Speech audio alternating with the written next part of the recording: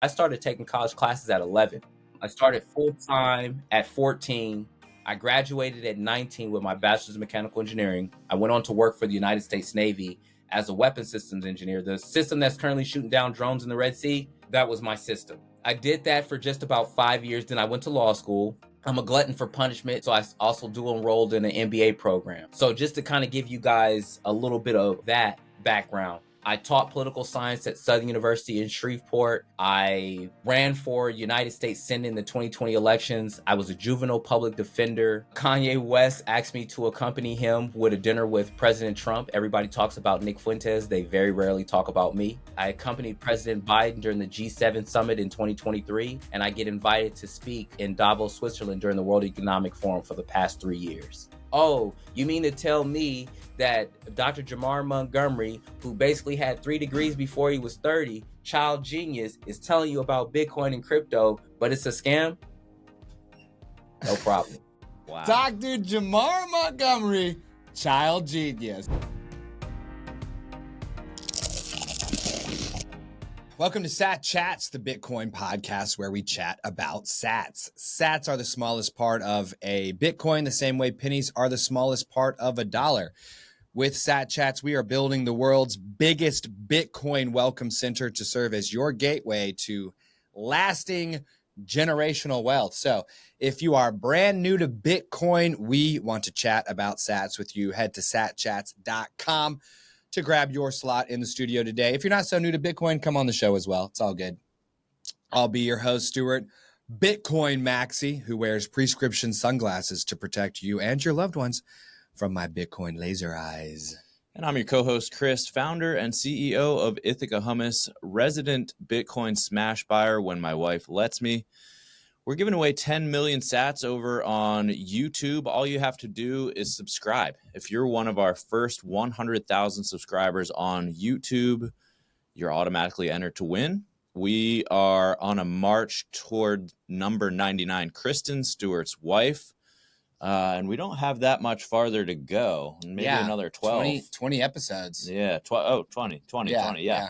Another 20 episodes will be there. And you're going to want to make sure to tune into that. So we're here in the studio with Dr. Jamar Montgomery. This is the second doctor we've had on the show in as many episodes, because last episode was Dr. Kwahana. Yeah. So Jamar has got himself a Bitcoin story. And let's jump right into it, Jamar. Why don't you help our Satillionaires get to know who you are a little bit, and then tell us what it was like for you before you found Bitcoin. Absolutely. Well, hello, man. I'm glad to be here on you guys' show. And it's interesting because I remember back in 2011, I came across an article on Gizmodo about Bitcoin. And the article was talking about how Bitcoin was utilized on the dark web. And I was like, this digital money, I'm like, this is interesting. Like, how do I get some Bitcoin? But at the time I was working for the United States government and I had a security clearance. And so I was like, well, if it's got anything to do with the dark web, I don't want to do anything that's going to jeopardize my clearance. So I kind of just didn't really pay attention, but was aware of it. Then all of a sudden in 2016, I come across, I'm doing some research on how money works and what money is. And I come across Reggie Middleton, and he's talking about Veritasium, which is an Ethereum-based project. And I start reading the Ethereum white paper, and I'm like, yo. Well, most people end up getting their start reading the Bitcoin white paper, but I got my start reading the Ethereum white paper, and it helped me better understand Bitcoin, right? I was able to say what the Ethereum capabilities were and contrast that with what Bitcoin's capabilities were. And then at that time, now Bitcoin is more, I'm not going to say a household name, but among those in tech and among those that are kind of keeping their eyes forward to new technology, Bitcoin was what they were talking about. And so now I'm looking at it, I'm like, oh my goodness, I go down this rabbit hole and I start understanding money. I start understanding, like, oh my goodness, our government is allowed to operate in a way that we never will be. Our government is able to borrow money and print money, but now we have this thing called Bitcoin and Ethereum and cryptocurrency that allows for us to now create our own value network. And that was what drew me in. Uh, I had to really understand this stuff because I saw it as so revolutionary that my family needed to get involved. And you know, the person who was encouraging me to buy Bitcoin the moment that I told him about it? My mother. Your Oh, mom? nice, My nice. mom. Your mom. My mom. That is crazy. Where do you think she was coming from? Like, why did it resonate with her so much more than it does with a lot of other first timers? I think it resonated with me. I think it resonated with my mom because of how I explained it to her, Mm-hmm. of how I explained it to her, of her just, my mom's always been a risk taker. She's always been a risk taker. And to watch Bitcoin go from, I think at that time, maybe $5,000 to now, over $100,000. So, the first person that believed in me and believed in that investment was my mother. Well, I love the term value network that Yeah. you just dropped on us, because it is a value network that we have created, and they can join if they'd like to, but it will be under our rules, not theirs. But Yeah, hopefully so. could you, hopefully so, could you do your best to try to recreate whatever explanation you gave to your mom that got her so excited right off the bat? Absolutely, absolutely. Well, it started with identifying what is money, right? What is money? It started off with understanding what money is, and then I had to make the parallels between our current monetary and our current monetary system and this new monetary system that is being built, right? So for people who are trying to understand Bitcoin and understand cryptocurrency, I would say to them, think of if you were able to create something and sell it. You said, "Hey, I have these books. I have these books and I want to sell these books." Well, normally if I didn't have dollars, well, I would have to exchange something else in order to do it. Bitcoin now has allowed for us to create our own digital value network of where we can say this particular thing is worth this amount of tokens, of sats, of satoshis, of or of Bitcoin. We have now said this is our money transfer network or our value transfer network. Instead of having to utilize a bank, we now have said, hey, a Bitcoin is going to be worth this amount in everyone's currency. And now, instead of having to depend on a bank, you now can utilize Bitcoin to transact. I would liken to say that Bitcoin is the first global currency because Bitcoin is priced in everyone's national currency. So I also really like that phrase, we created our own value network, because a lot of it's almost like, I don't know, man, if we all agree that these individual units that live online can be transferred freely between one another, then it doesn't necessarily matter whether they even convert back into a national currency, because you can just live entirely on this system and, move these units back and forth for real world goods. What do you think about that kind of, is that kind of what you mean when you talk about creating your own value network? Because it kind of feels like you're evoking this concept of a network that works without needing to exchange back into a nation state's paper. Absolutely. One of the things that we have to think about is currency is whatever somebody is willing to accept and give for goods and services. Whatever someone is willing to give and accept. Your currency is only good if somebody is willing to accept it. So if I can get food, clothing, and shelter, the basic human needs, if I can use that, whatever it is, whether it be seashells, whether it be Bitcoin, whether it be paper, that is effectively currency. So when I am creating a value network, our challenge is how do I get whatever payment that we agree upon, how do I get that to you? So when I say that anything can be currency, anything can be currency. You want to get your kids to do something? Let's see how give them candy or give them 50 cents. Which one are they going to take? Yeah. They're taking the candy. They're taking My the kids. candy. That candy has now become your currency in that particular network. Now, does that candy work outside of this network of people who have agreed, I will accept this for this in consideration of this? Now, you do that to somebody that's 40 years old, you say, I can pay you in Trident gum, or I can pay you money. Is it Trident Vibes? Because the new Trident Vibes has got the Sour Patch Kids flavor, which is on fire. You I'm see what loving I'm on that. saying? You see what I'm saying? So now I can identify my network as anybody who will accept it, and I become part of that network if I receive it. So if I accept it and I receive it, I'm fully part of that network. If I only accept it, right now, that is a different level of commitment versus if I only give it. Now now you're in a whole different level. But I want us to understand this network.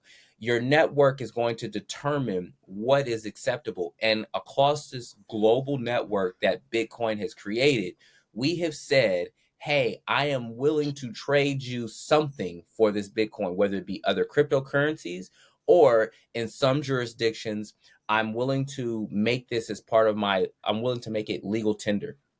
Or Louisiana is one state that will accept Bitcoin for taxes.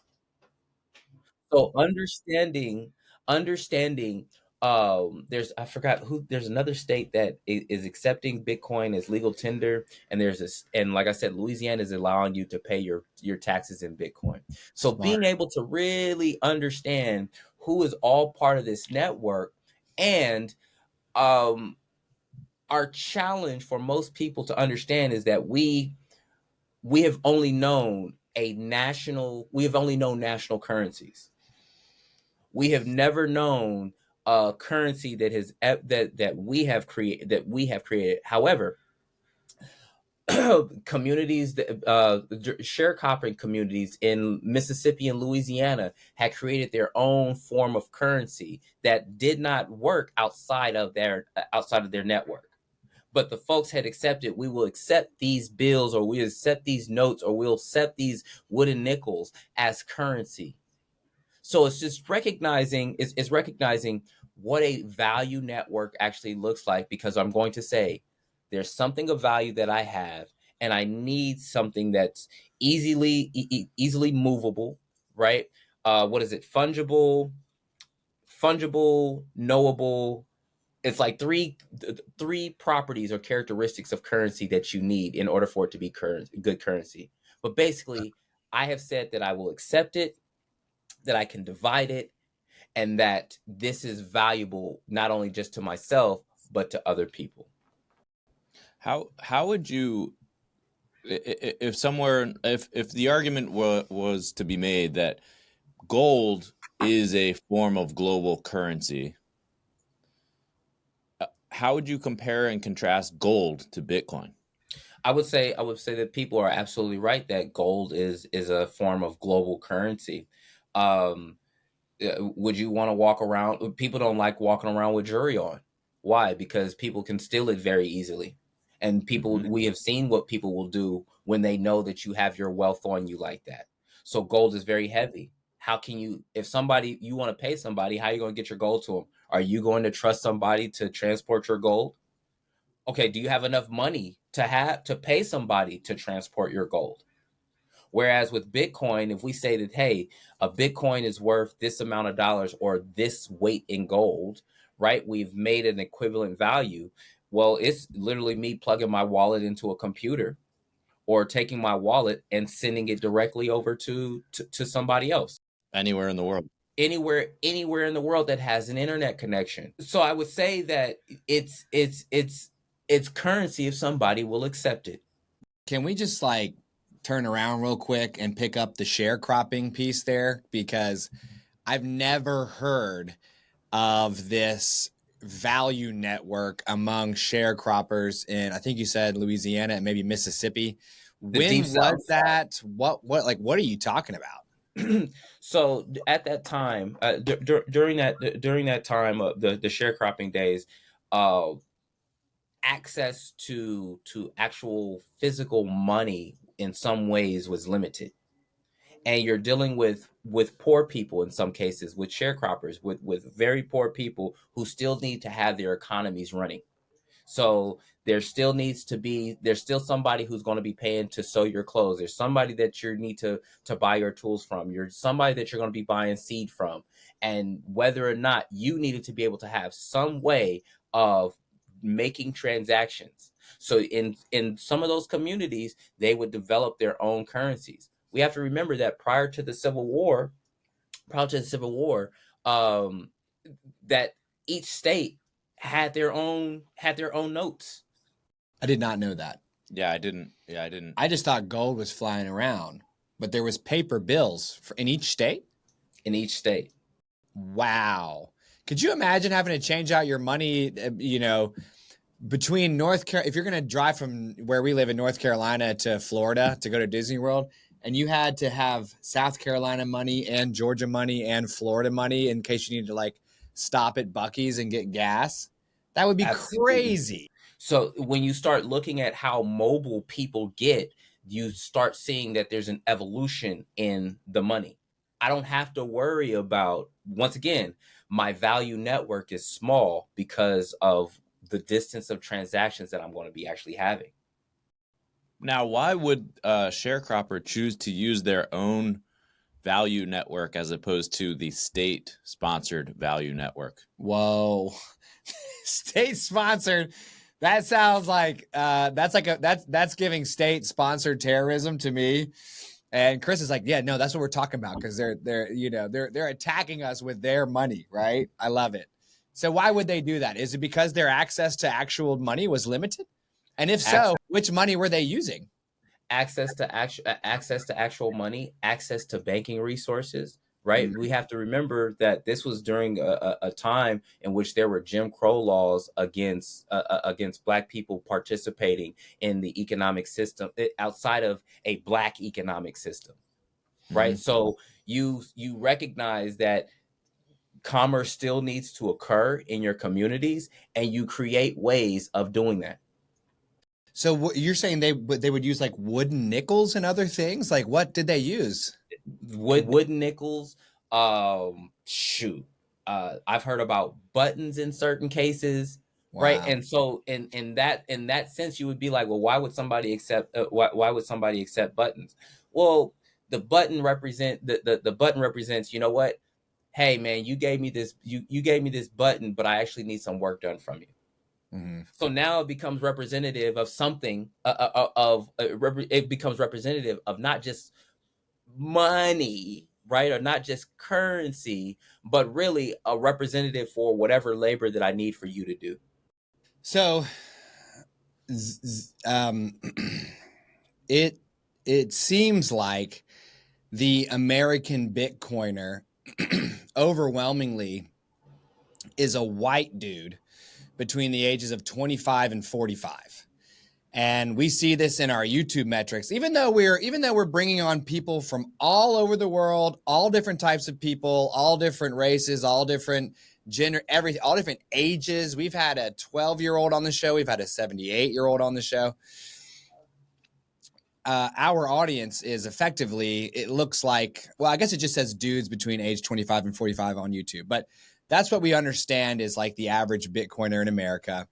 we had a lady on, her name was Amanda, and she was pointing out that as recently as 100 years ago, women could not get a bank account without their man signing for them at the bank. And so they should be trying to figure out as much about Bitcoin as possible, because even though they have more freedom today, it wasn't so long ago that it wasn't very nice for them, right?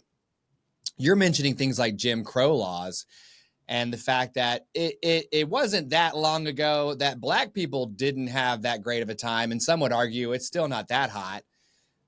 So do you think there are a lot of Black people who are adopting Bitcoin? Do you have any kind of concept of what the general perception of Bitcoin is among the Black community? And should Black people be trying to like focus on this more? Because you never know when some crazy white dude's going to ascend to power and be like, you know what was really cool? The Jim Crow laws. Should we bring them back? Let's go ahead and do it. Got like we live in a wild time. So what's your feelings around that whole situation?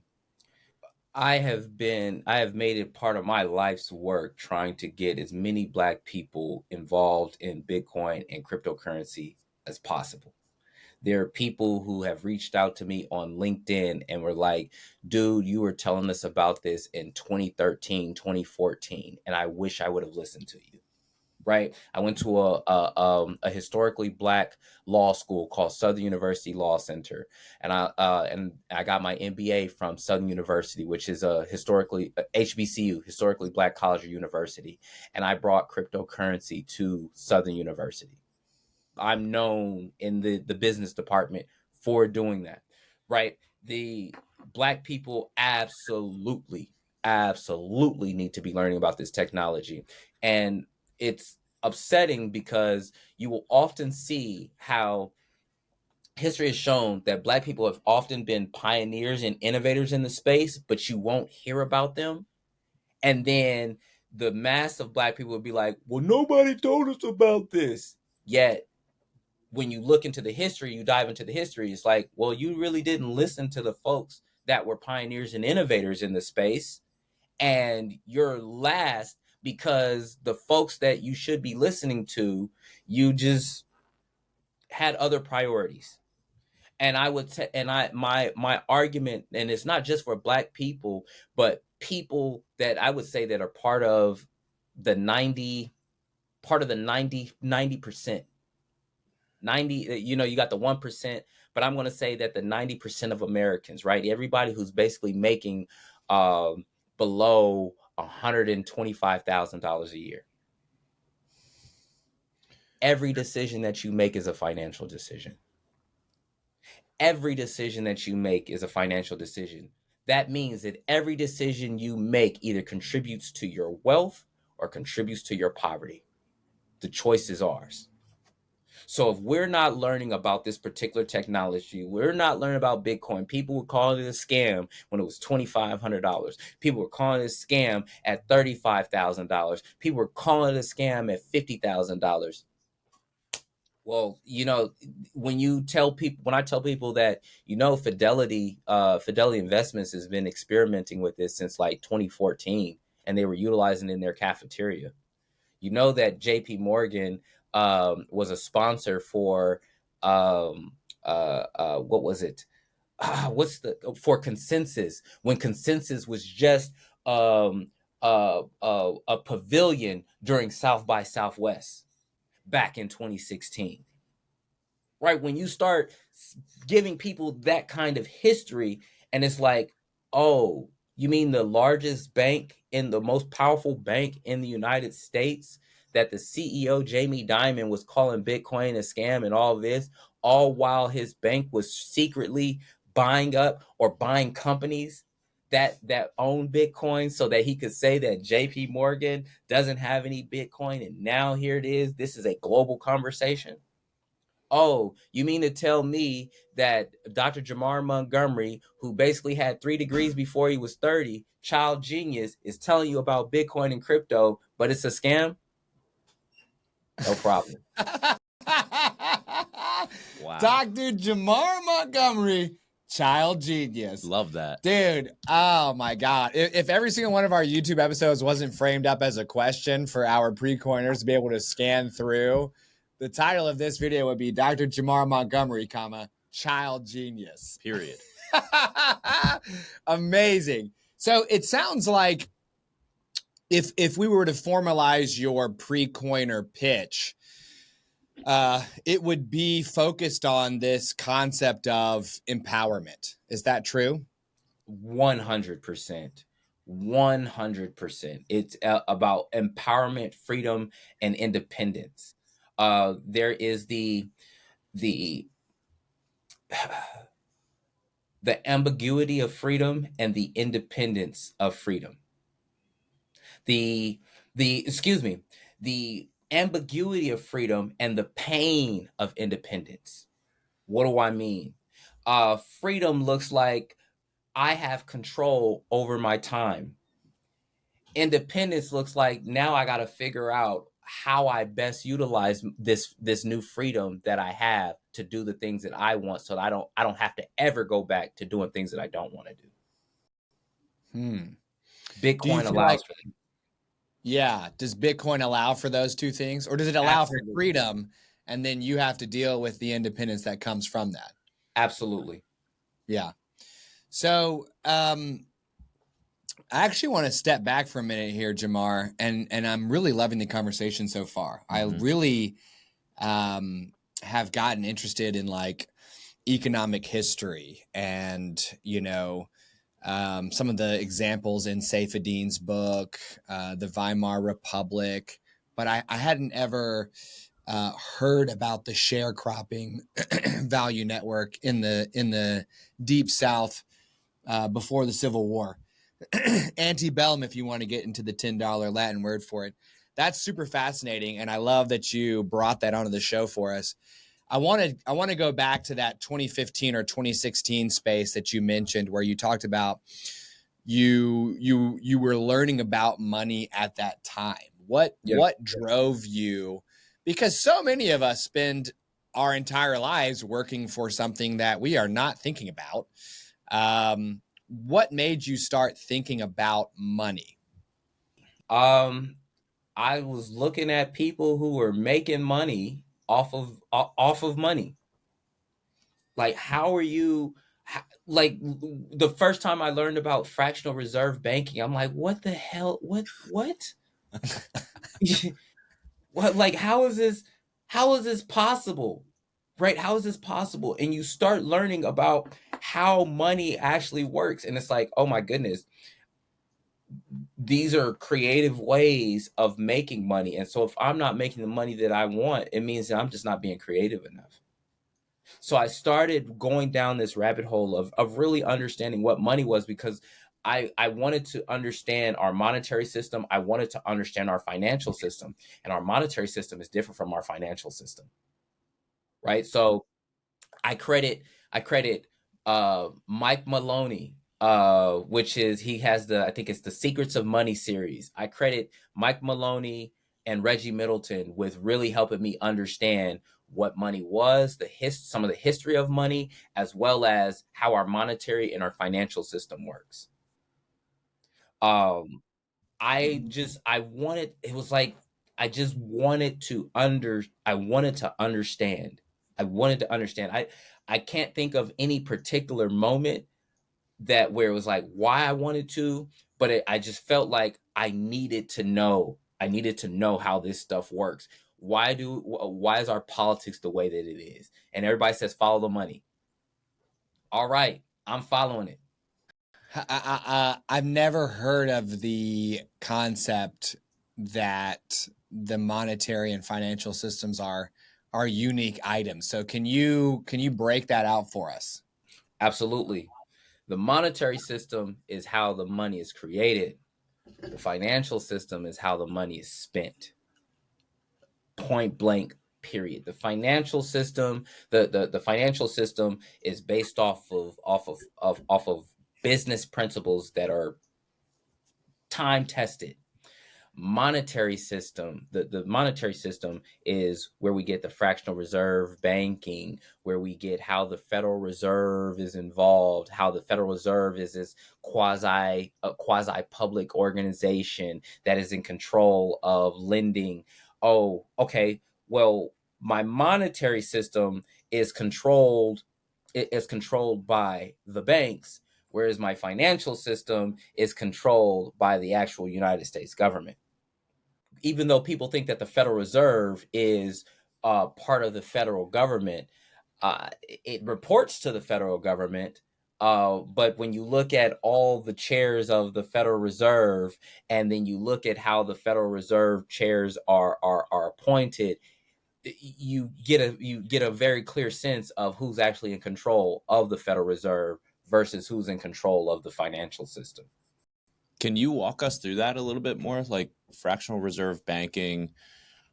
Let's dive into that. Let's let people know like what's actually going on at the Federal Reserve. How are people appointed to, the board of the Federal Reserve? Well, you know what? I'll focus right now on how teaching people how the system works is telling people how the clock is built. I want to tell people how to read the time, and that's understanding how the fractional reserve banking system. I'll do that for our audience. Great. Love it. Fractional reserve banking system is the way in which you can put $1,000 in your bank, and they now, I know when we were probably younger and kids, that it was like 0.5% that you would get, and now you got high yield savings accounts that give you 4 and 5%, right? So from $1,000, I can get $40, and I hold it in a savings account. After a year in a 4% high yield savings account, I'll have $1,040, right? The reason why you are paid interest on that particular account is to entice you to even bank there. Well, why would they want me to put my $1,000 into this bank? Because that bank is going to loan out that money at 26% interest in a credit card. So what does that mean? So for that $1,000, the bank says, hey, we're going to show you just gave us real money. We're going to put on our ledger that you have $1,000 in here. But you know what? From that $1,000, I'm actually going to loan out 900 of it. I'm going to loan out 900 of it to other people. So now that $900 that they loaned out of your $1,000, you only have real access to $100 because they've given out 900 of it in other loans. But what are they doing? When they loan out that $900 to somebody else, they're loaning it out at that 26%. So they're making 26% off of $900, off of the $900 that they're utilizing from your 1,000 that you originally gave them. So let me do it like this. I got my little Costco ad right here. I'm gonna take this little piece of paper. Here's my $1,000.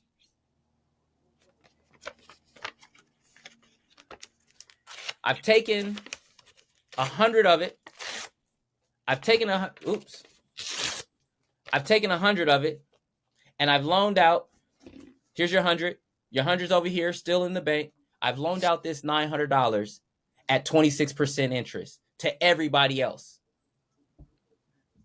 So when I have this $900 working at 26%, I'm making $180. Me as the bank.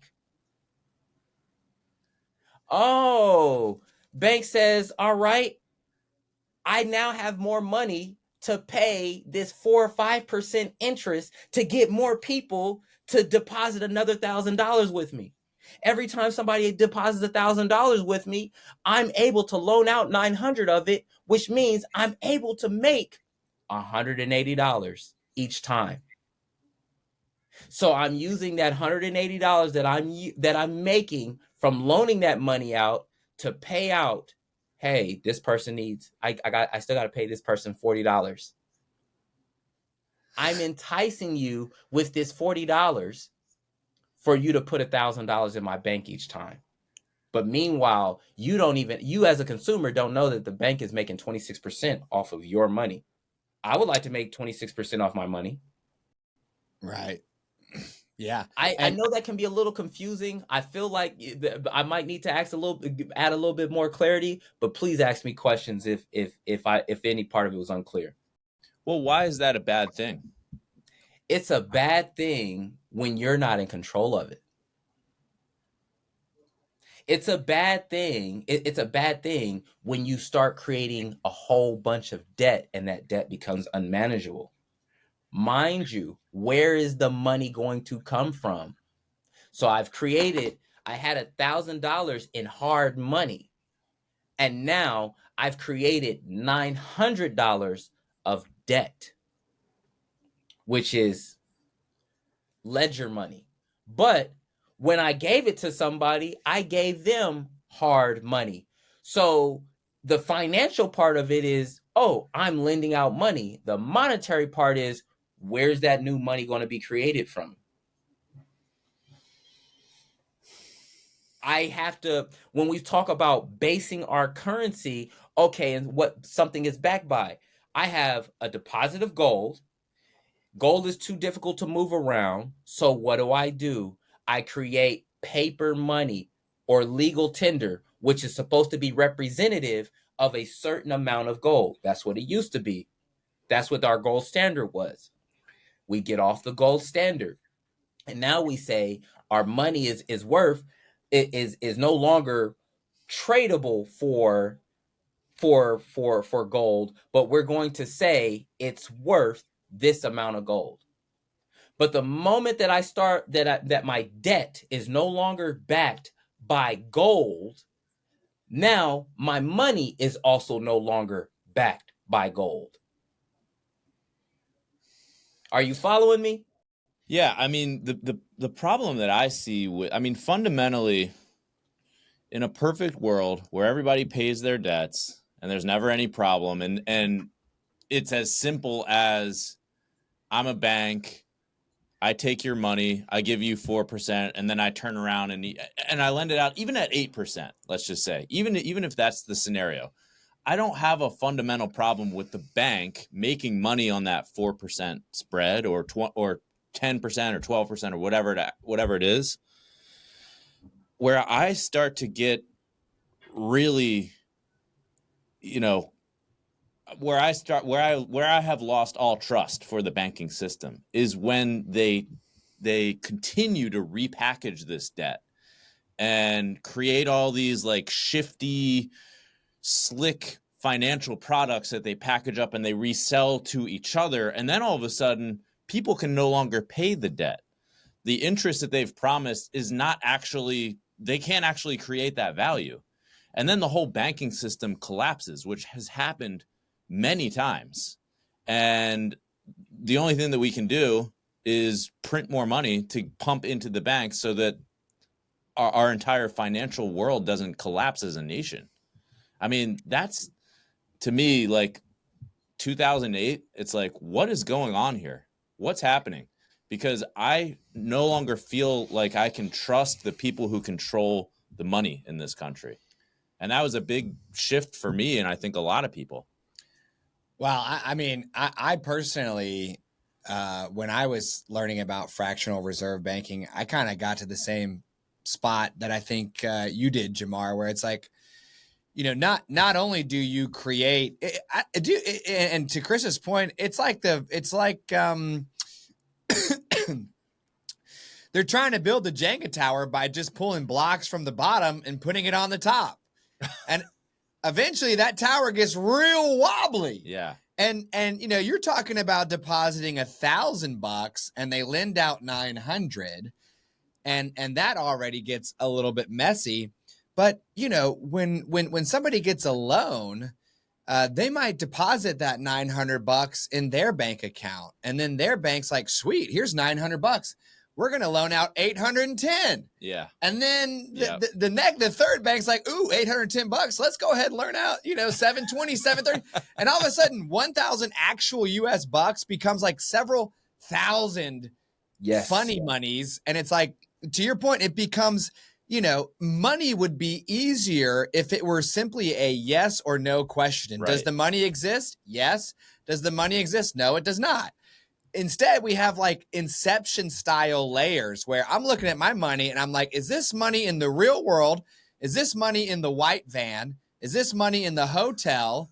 Is this money in the snow fortress? Or am I fully in limbo with Leo DiCaprio and I got to put my head on the dang train tracks just to try to kick all the way back up to where, money is real? It gets really, really unmanageable very quickly.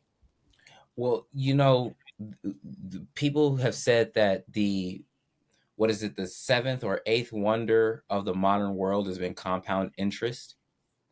I would encourage people to look up in history that there have been a few times in which compound interest was suspended, and look at what happened in those particular countries when compound interest was suspended. Whoa. Okay. So I think we're going to leave it on that cliffhanger because my guy, Dr. Jamar, is dropping fire on us this morning. Man, I can't wait until you come back in 9 months, which we're about to ask you to do. Before we do that, I think my favorite, I had a lot of favorites from just sitting here and listening. But I think maybe the best is every decision is a financial decision. Yeah. You're either deciding to go towards wealth or towards poverty. Poverty. You're either walking towards wealth or towards poverty. Man. That is a golden nugget. Yeah. So let's recap the conversation here with Jamar.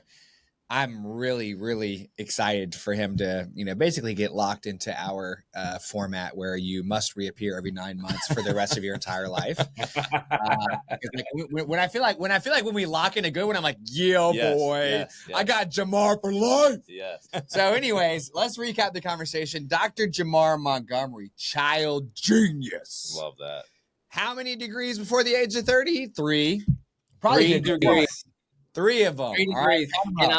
And I'll add this technicality is I was supposed to have gotten credit for a class right before when I got my MBA, but they never applied the credit. So technically I got my MBA a couple years after that.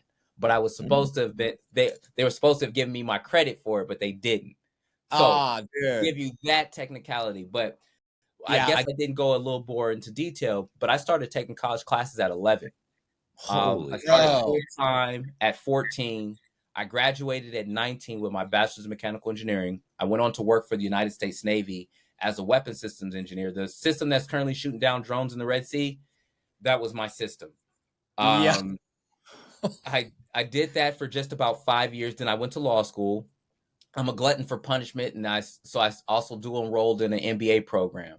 So just to kind of give you guys a little bit of that background, I taught political science at Southern University in Shreveport. I ran for United States Senate in the 2020 elections. I was a juvenile public defender. Man, Kanye West asked me to accompany him with a dinner with President Trump. Everybody talks about Nick Fuentes. They very rarely talk about me. I accompanied President Biden during the G7 summit in 2023. And I get invited to speak in Davos, Switzerland during the World Economic Forum for the past 3 years. So that is incredible. So Jamar, super smart guy. Yes. And again, we had Tom tell us on the show, and I wish I could remember his number. Number 71, I believe, Tom. All his smartest friends are into Bitcoin. All his dumbest friends are into Bitcoin. And it's only the people in the middle who struggle with the concept, right? Dr. Jamar is clearly on the smart side of the spectrum.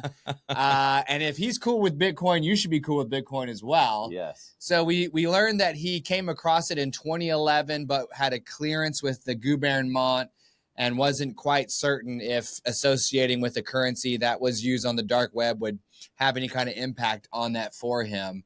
So he left it alone until 2015, 2016 or so, when he decided it was time to learn about money and go down the rabbit hole, actually realize that the monetary system is separate from the financial system. And if I can remember this correctly, the monetary system is how money is created. The financial system is how it's spent. Super simple, awesome, impactful descriptions. Love that. Amazing. And we talked about some concepts here today, like this creation of a value network through Bitcoin, right? Because I think Jamar found Ethereum first, compared and contrasted with Bitcoin, and that was how he got into Bitcoin and realized that with Bitcoin, we are creating our own value network. It's now a global system. It's more transportable than gold.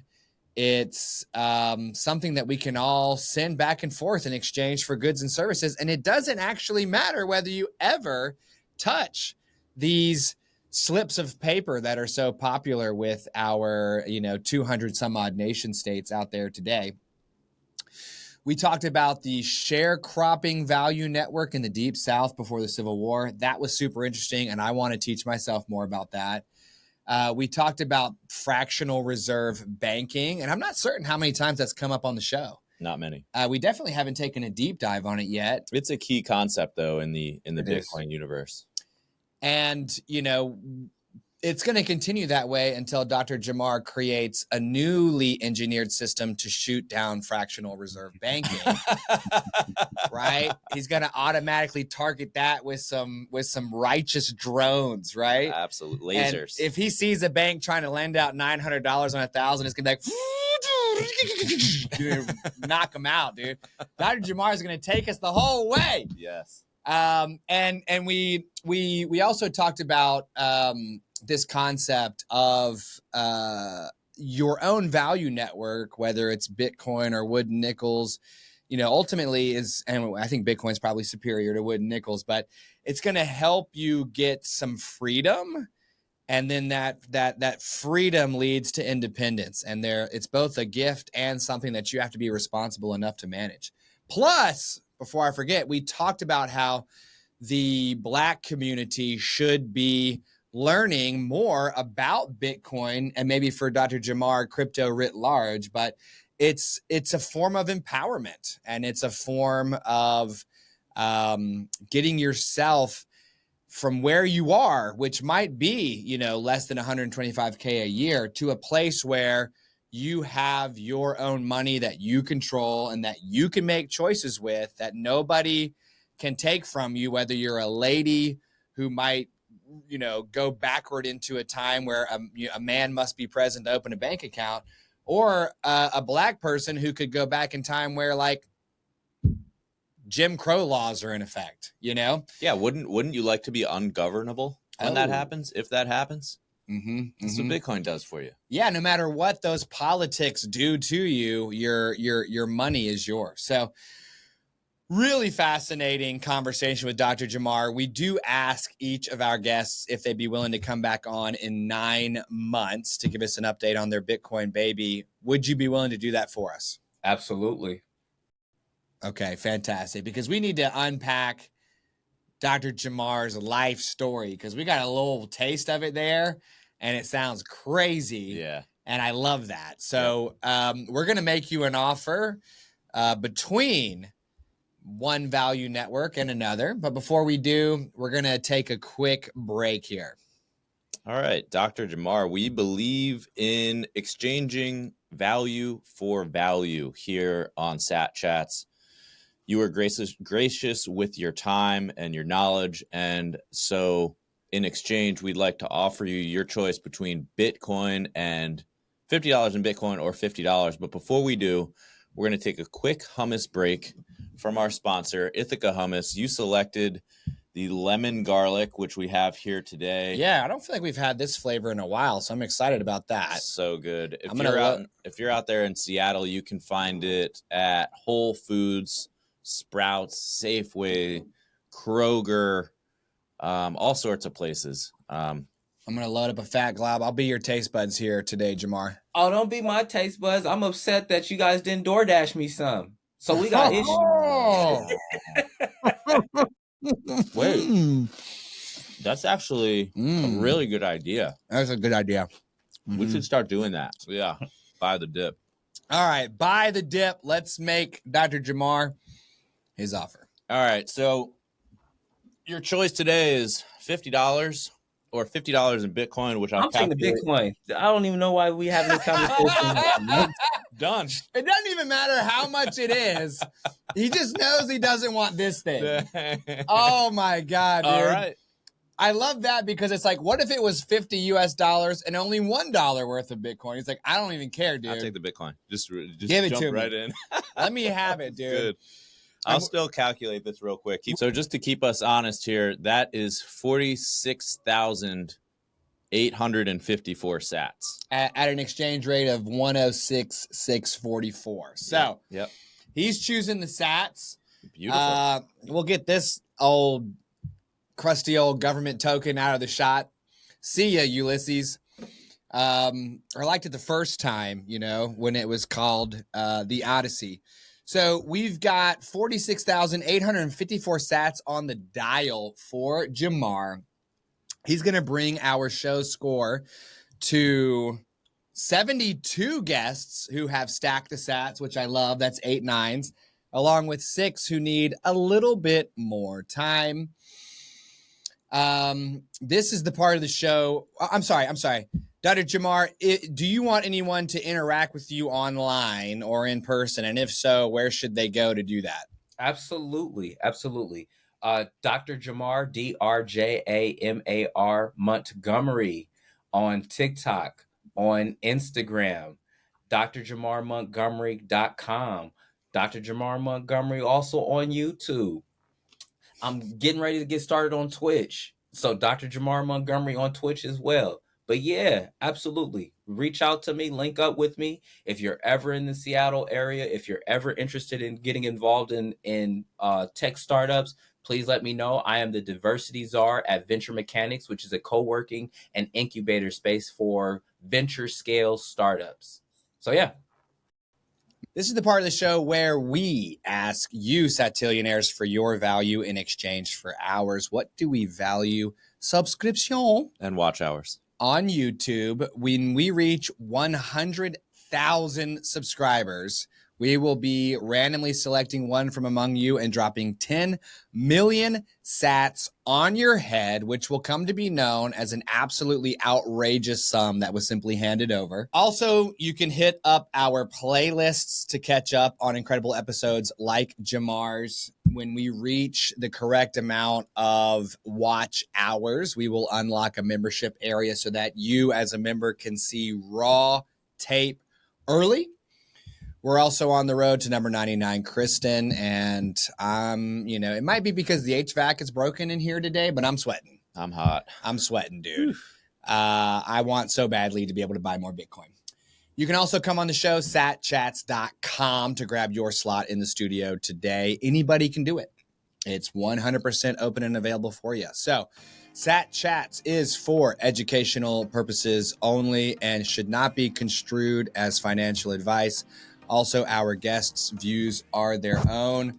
We are going to see you tomorrow, but if you made it to the end, you can subscribe right here. Yeah. And you can choose any of these videos if you should like them. Is that blocking me?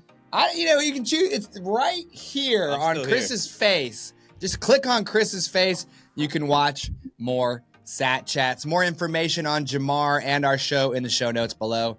Bye-bye.